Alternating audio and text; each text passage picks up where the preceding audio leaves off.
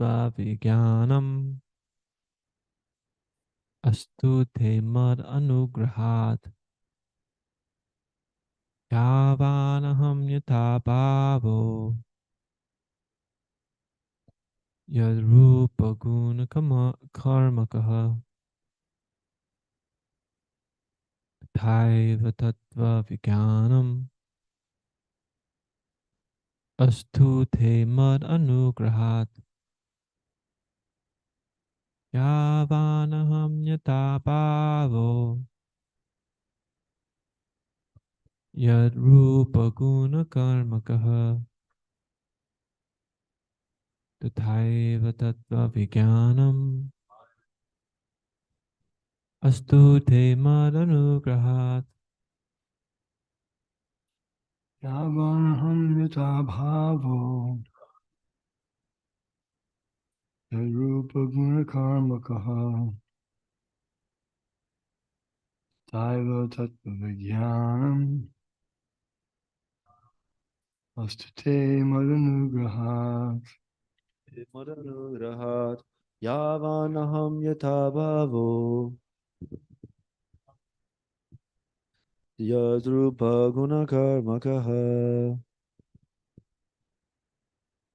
Tathaiva tattva vijnanam Astu te madanugrahat. Yavanaham yata bhavo Yarupa guna karmakaha Tataiva tattva vijnanam Astu te madanugrahat Yavanaham yata bhavo Yaturupaguna karmakaha Taiva tattva vijnanam Astu te matanugrahat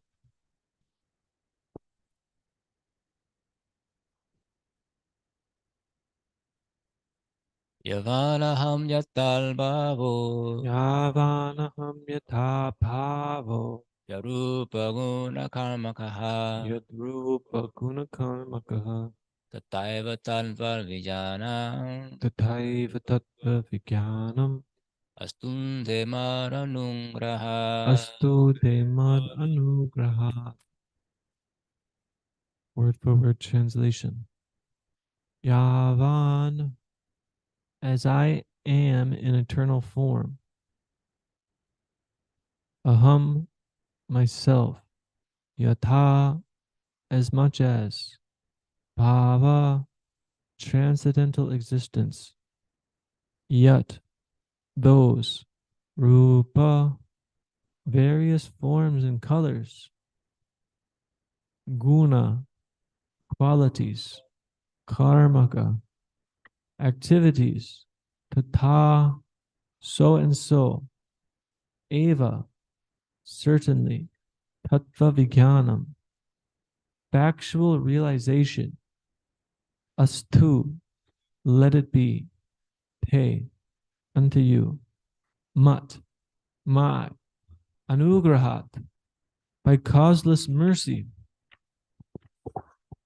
Translation and purport by His Divine Grace A.C. Bhaktivedanta Swami Prabhupada, Srila Prabhupada Ki Jai. All of me, namely my actual eternal form and my transcendental existence, color, qualities, and activities, let all be awakened within you by factual realization out of my causeless mercy. Purport. The secret of success in understanding the intricacies of knowledge of the absolute truth, the personality of Godhead, is the causeless mercy of the Lord. Even in the material world, the father of many sons discloses the secret of his position to the pet sons. The father discloses the confidence unto the son whom he thinks worthy. An important man in the social order can be known by his mercy only. Similarly, one must be very dear to the Lord in order to know the Lord. The Lord is unlimited. No one can know him completely. but one's advancement in the transcendental loving service of the Lord can make one eligible to know the Lord. Here we can see that the Lord is sufficiently pleased with Brahmaji, and therefore he offers his causeless mercy to him so that Brahmaji may have the factual realization of the Lord by his mercy only.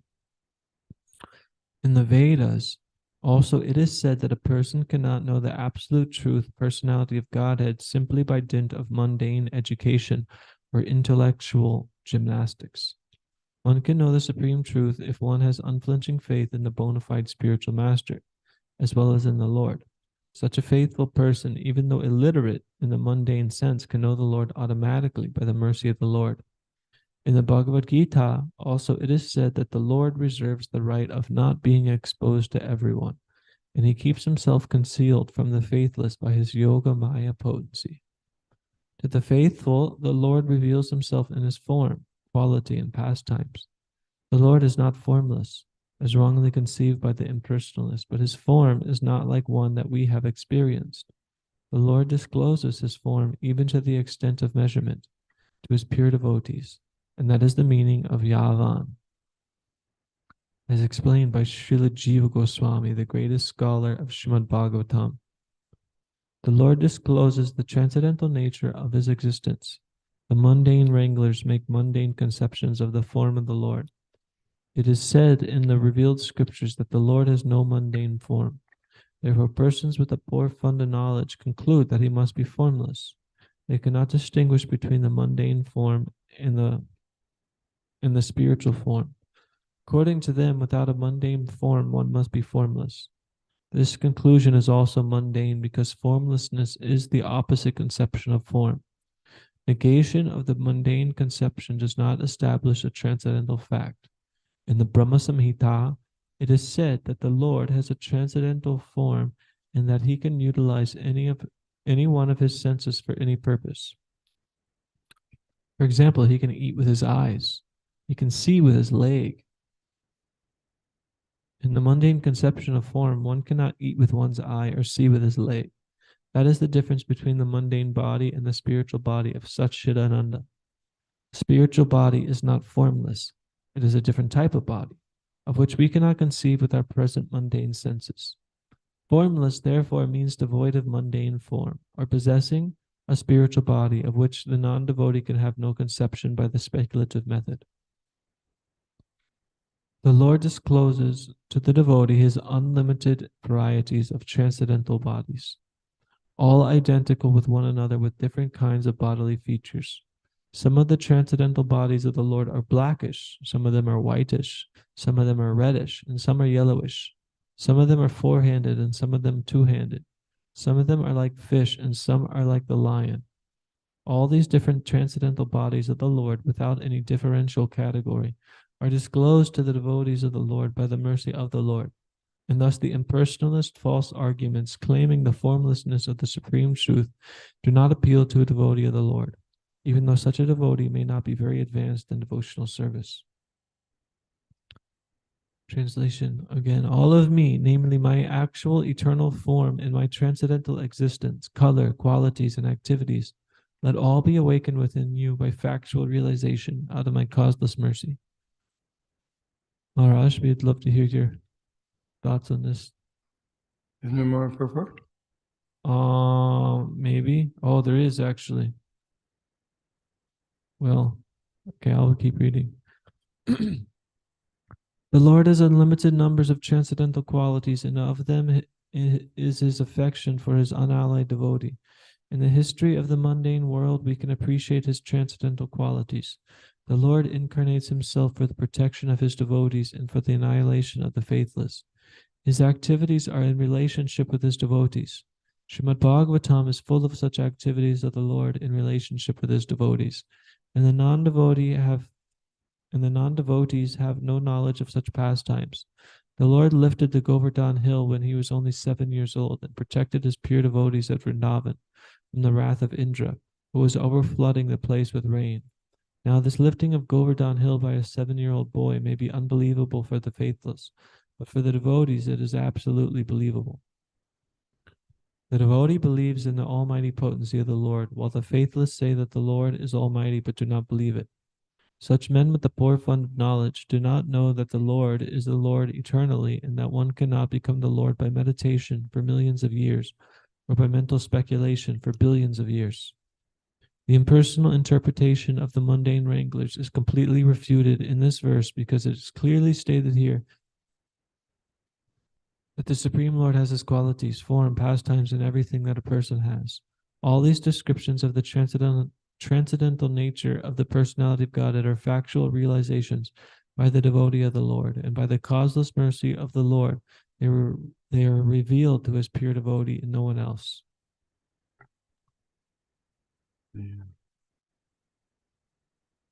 non-believers, they may say that God is almighty and can do anything, but they don't believe it. So, therefore, they deny his pastimes if they hear them. And perhaps they can be given some credit. They don't want to be misled by imitation. Someone who claims to be God who's just false imposter, or someone that some people decide is God, incarnation of God. So in that sense, they may be given some credit that they're perhaps less likely to accept an ordinary person as God.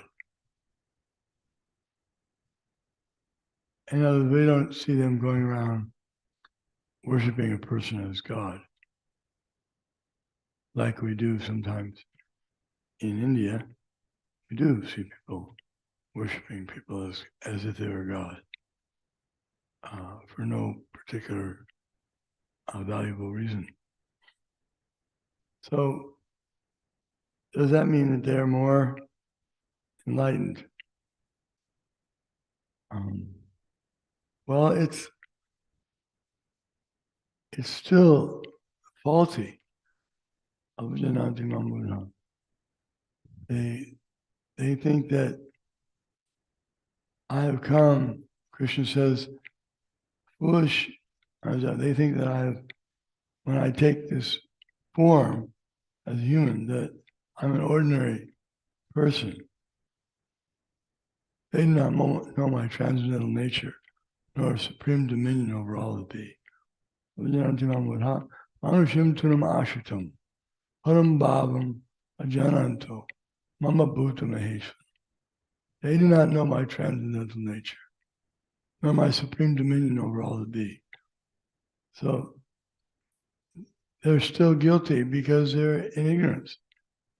And they don't know that Krishna is taking or appearing in a two-handed form like a man. Does not mean that he's an ordinary man. That's the unique thing about God, is that he may appear like a human being, but he's not an ordinary. His body's not material. Our bodies are material. Our bodies are not spiritual. And anyone who comes in the material world, even Brahma has a material body. What to speak of the other demigods and everyone else. They all have material bodies. What's the difference between a material body and a spiritual body? There's many differences. One is that the spiritual body is eternal. So as the person who has a material body, he will not be able to live forever in that body. But one who has a spiritual form, he will not be forced to die. So then someone may say, well, we know that Krishna disappeared at a certain point, and we know that someone else, these different forms, they're not still existing, but they are still existing. Krishna, form of Krishna has not ceased to exist. He may leave someone's vision. He may go to another place and not be visible. It's like the sun. When the sun is in the other part of the sky, those in another part of the sky see only darkness. They can't see the sun. That doesn't mean the sun has vanished. The sun is still existing. But due to our limitation of eyesight, we cannot see. So that's the one point. We cannot say God or Krishna does not exist. He lives in his own abode, eternally, in his eternal knowledge and blissful form. Ishvara Sarvabhutam. No. Ishvara. He is the supreme controller. Ishvara Parama Krishna. Sachidananda Vigraha. Nadi Raja Govinda Sarvakarnika. His form is made of eternity, knowledge, and bliss. He's the supreme controller. And it's confirmed in all the scriptures. He is eternal. That form is eternal. That form and Krishna are non-different. Our forms, Brahma's form, is different than Brahma, the person. The body of Brahma is not transcendental, it's not spiritual. It's temporary. Whereas Krishna's form is eternal. So one has to learn the difference between God and the living entities. How their bodies are different, their names are different, their pastimes are different. And one should not then make the mistake of limiting God or by overestimating someone else's power and claiming him to be God. That's a really great mistake when they take someone because he does some magic or he has a little mystic power or something he's acquired through austerities or something, and they take that as being God. So one has to learn the science in full from a bona fide spiritual master. Otherwise, no one should listen to him. He shouldn't speak. The impersonalists, they speak and they say God can have no form. It's formless. Formless doesn't mean that he has no form. It means he has no material form. So the Lord in that sense may be invisible to the ordinary eye. But if one can see through transcendental vision, then he can appreciate Krishna and his activities and all the different incarnations, hundreds and thousands of Dvaitam, Achyutam, Anadim, and Antarupam, unlimited forms, and they're all transcendental.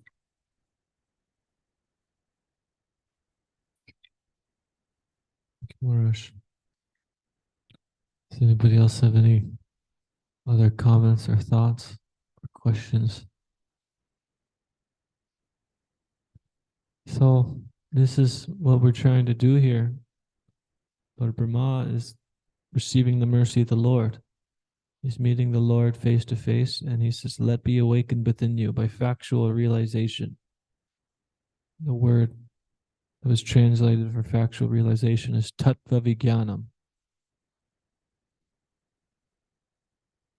So we're trying to realize the Lord, realize our position of the Lord. This naturally follows if we realize who the Lord is, how he created us, how he created everything.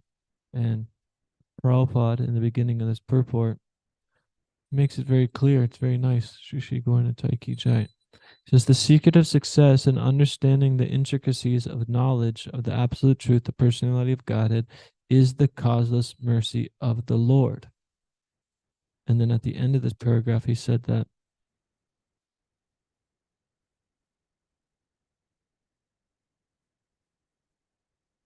Oh, in the middle.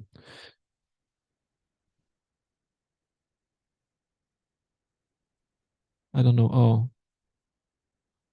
I don't know where it was. I had it a second ago, but oh yeah, the Lord is unlimited. No one can know him completely, but one's advancement in the transcendental loving service of the Lord can make one eligible to know the Lord. So, Srila Bhaktisiddhanta Saraswati Thakur, he famously said, don't try to see the Lord. Act in a way so the Lord will want to see you. So this is the process that Srila Prabhupada gave us, that we can do practical service and practice our sadhana bhakti under the rules and regulations of the scripture, Svaiti Bhakti, so we can awaken our dormant love for Krishna. And by taking up the process as given by the acharyas in line with the Shastra, then we can be in line, proper way of acting. We may not be perfect, we may be filled with offenses, but at least we're following the right way, which leads to purification. And this purification is just this: by awakening more and more of our dormant love to serve Krishna, by practically engaging in this service for Krishna and not for our own individual motivation, our own individual desires. Then we can become eligible to know the Lord, as Prabhupada says here. And as we'll hear in the next 4 verses, which are famous, the essence of the Srimad Bhagavatam, Krishna says what it is to know him and what it is not to know him. To know him is to be free from Maya. You see him as the creator of everything that exists, and he's permeating throughout all of existence. And anything that's not directly connected to him, then it's just Maya, the illusory energy. So illusory energy, this is darkness. Krishna, God is light. When one is in the light, one can see clear what's going on. When one is in the darkness, it's always tough. You can't see clearly what's going on.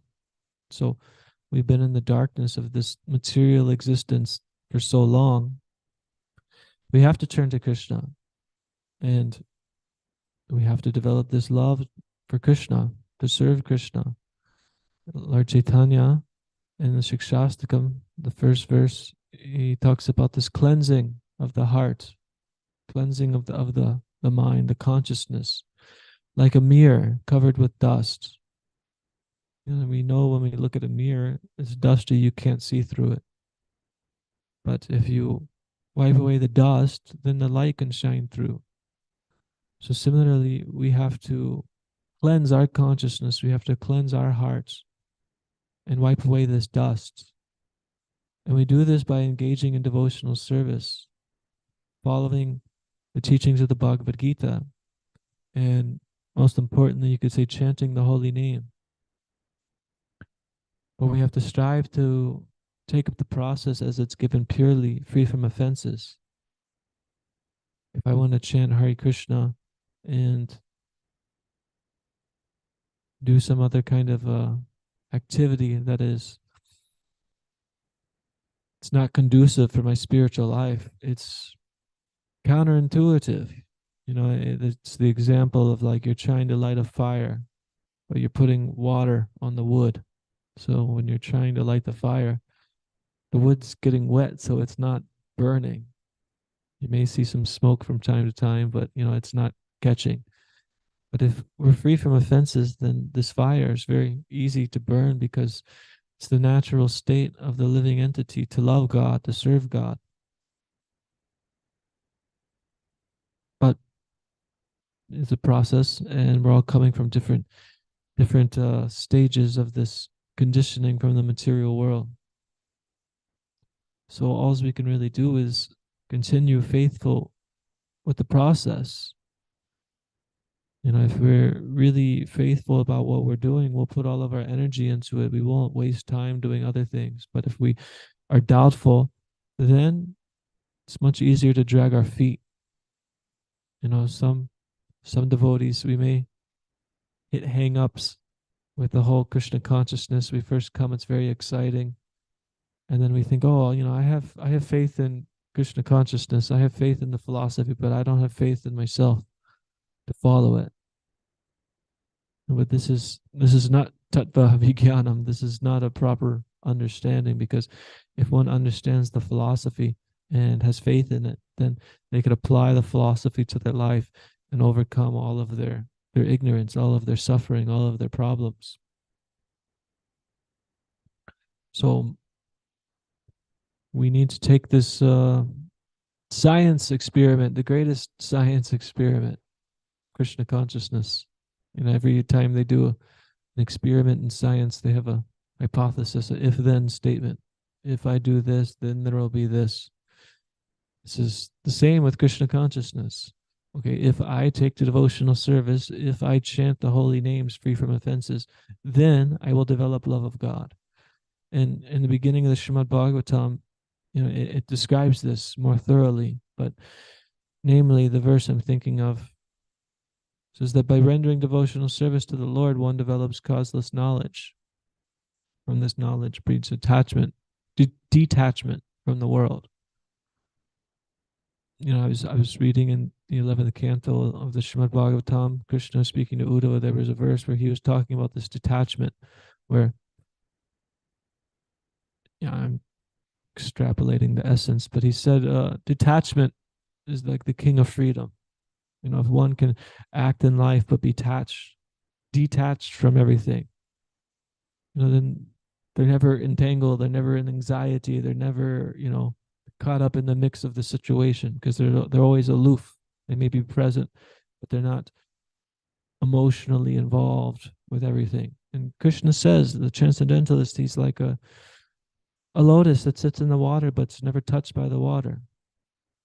So we can do our duty in life, because like Krishna also says that one has to perform action just to take care of his body.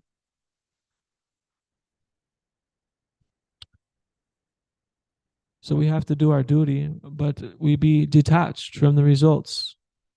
The more we are attached for the results for our own selfish interest, the more suffering there is, the more bondage there is, the more anxiety there is. And this can be very subtle. We pick up our japa beads in the morning, to chant japa. Part of our intention may be, okay, I want to chant to please Krishna. Part of our intention may be for some kind of relief from suffering. I want to chant. I want to really hear and chant so I control my mind. I conquer my mind, and then I'll be peaceful. It's good. We're approaching Krishna, so we're going through the proper means, but this won't bring us the supreme satisfaction that we're looking for in life, until we can shift our consciousness that, I'm doing this to please Krishna. I'm coming to the temple to please Krishna. I'm coming to the temple to, I'm going to chant in the arti for Krishna's pleasure. And this is the science experiment I speak of. We can try this, and by adopting this mentality, there's waves and waves of more bliss and more realization that can come, that will follow. But the more that we hold on to, an idea where we're subtly trying to get something out of it for ourselves, then the more purification is required of revealing to us how we actually do have selfish interests. Krishna in the Bhagavad Gita, he says there's 4 people that surrender to him. 4 different kinds of people, which are person in distress, and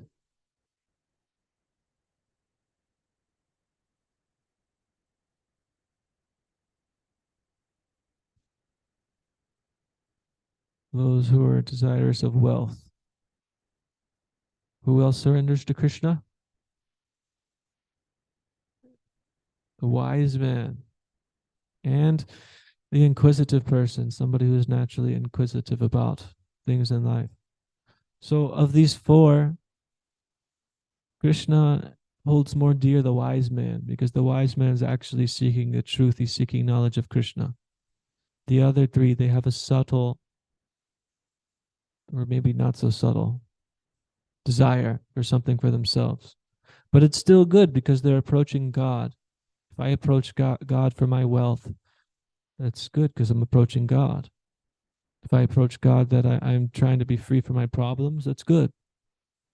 But we have to understand that this is a lesser platform, because still we want something. We want something in return.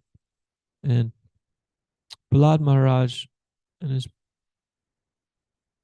Lord Nrsingadev is offering Prahlad Maharaj benedictions. He refuses it on the pretense that he says, I can't just accept something from you like a merchant, give something in return for an activity. And he's viewing it, I'm the servant and I'm just trying to praise my Lord. So he didn't want to accept anything in return from the Lord. So if we want to treat the Lord like a merchant, then he will act with us that way. Krishna, he says he responds to the surrender of the devotee. He reciprocates accordingly. So we may be acting in these ways, but we're not even completely aware of it. This is why we have to hear the Srimad Bhagavatam, which gives so many vivid examples of different devotees and their trials and tribulations, their experiences, their realizations, and their prayers of expressing all that and turning to the Lord. Very subtle these things remain in our consciousness. And how do we know this? Because, we're here in the material world, so therefore contamination is there. It's natural. It's not a natural part of the soul, but it's a natural part of the material world. So, if I'm experiencing anxiety and stress and lust and envy, everybody else is experiencing the same things to different or more, according to their psychophysical nature, to their karma, to their situation in life. So we can be free from this, but we have to work hard to develop this love for Krishna. And like Prabhupada said, by developing this transcendental loving service, one can become eligible to know the Lord. So this is everything we're trying to do. This is Krishna consciousness exactly, to become conscious of Krishna, not just conscious at some times, but always conscious. So continually conscious of Krishna.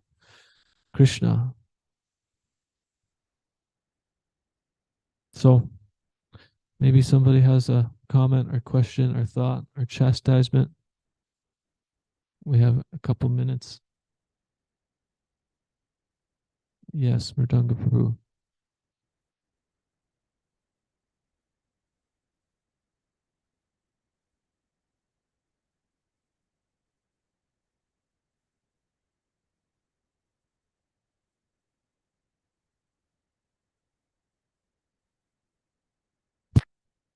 I've noticed that there is some reluctance to surrender to Krishna because the Lord says, to those whom I really give my mercy, I take everything away. So maybe you could make some comment on how that how that inspires someone to be more, to surrender more to the Lord. It's a very good thing to talk about. I remember when I first came here, there was another devotee. His name was Maruta. He's from India. He was telling me that how his grandma found out that he was hanging out with the devotees, and she said, "No, just don't hang out with the devotees. Lord Hari, he'll take away everything." So even people in India, they know this. So without proper knowledge, one will be afraid of that naturally, because we're attached to so many things. But when one has proper knowledge, then one can understand why this is beneficial, why Krishna removes and strips away all of the things that we're attached to, because we are attached to things in the material world. We take shelter of things in the material world. We take shelter of our wealth, of our knowledge, of our beauty. We take shelter of other persons. We take shelter of so many things which actually doesn't provide shelter. But because we're attached, we can't give it up. So the Vedas describe this Maya, which Krishna is talking about here in the next couple of shlokas from now. Maya is darkness, like I mentioned. So Maya is suffering. You're in the darkness. You're in ignorance. And Krishna is inviting us to the spiritual world. There's another good analogy I like, where the spiritual world, you could see there's like devotees. They're chanting, they're dancing, they're free. Everything's all ecstatic. And on the other side, there's a river. And on the other side of the river, there's all these people. They're carrying these big giant boulders. And they're saying, like, I have to carry this boulder. My father carried this boulder. I paid $50,000 for this boulder. This is my boulder. And the devotees are saying, give up these boulders. Just come over here and chant and dance and be ecstatic. So this is what it's like, is that we actually hold on to the things that create our own suffering. And this is for gross things. It's also the same for subtle things. I have anxiety. I have depression. I have envy. We're holding on to these things because it helps fuel the false ego. And, the false ego is tricking us into thinking this is our identity. So Krishna is so mercifully stripping these things away to help us have more and more realization that he is in fact the source of everything. He is the creator. He is the well-wisher of all living entities. And we are just an insignificant, tiny little creation of his. And if we turn to him in that spirit, then life is amazingly blissful eternally. But by turning away, then we get entangled in our own network of karma, our own activities. So one could talk endlessly about this point. It's a very, very nice question for conversation. Okay, Srimad Bhagavatam ki jai, Srila Prabhupada ki jai, Shri Gordontai ki jai. Vancha Kapatarubhyascha Kripa Sindhubhyeva cha Patitanam Pavanebhyo Vaishnavebhyo Namo Namaha.